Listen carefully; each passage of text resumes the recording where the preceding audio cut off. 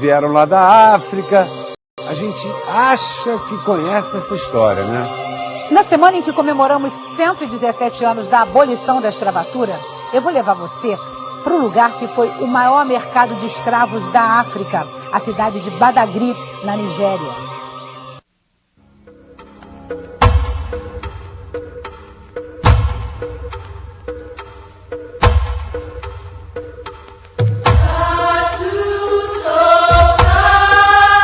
Escravidão.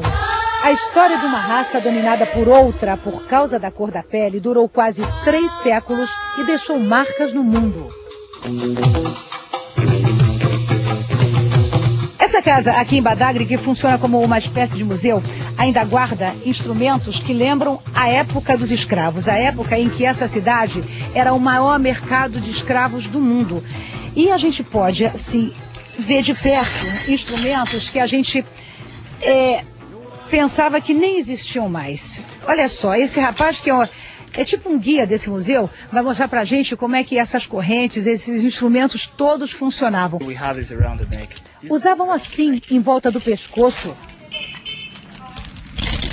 As correntes eram fechadas por cadeados. Agora, vocês não têm ideia do que isso aqui pesa. Imagina isso no pescoço, como ele está usando agora. Ele continua mostrando. Essa argola era para os pés.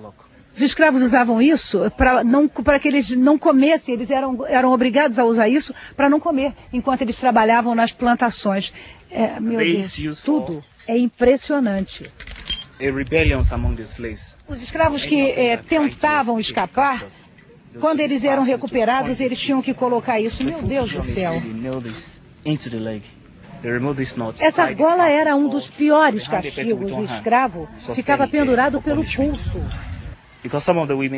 Meu Deus, essas correntes eram para as crianças ficarem presas junto com as mães. São correntes do século XVI.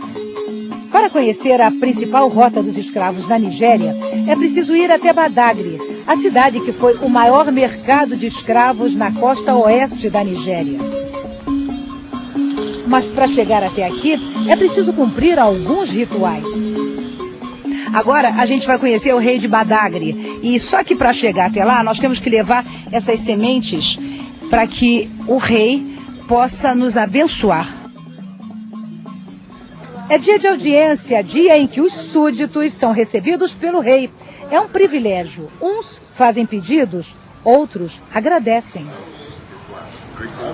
Aue. Olha, quando o rei entra, todo mundo tem que fazer reverência para ele, né? E eu também tenho que fazer. Rei é rei. Em torno dele, uma verdadeira corte. E na Nigéria, o rei é também um líder espiritual, um obá.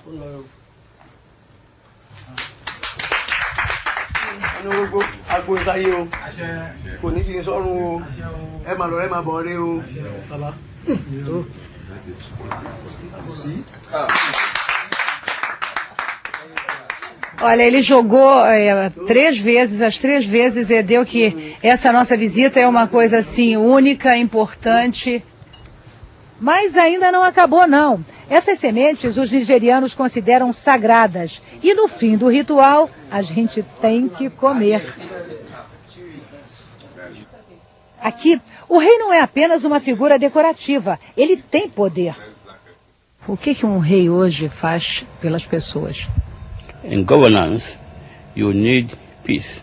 Ele diz que a função do rei é fazer com que o povo viva em paz e com tranquilidade. E que atualmente as pessoas não estão satisfeitas com os políticos nigerianos. We feel happy. Qual é a relação entre Badagry e o Brasil e a Bahia? State of Bahia.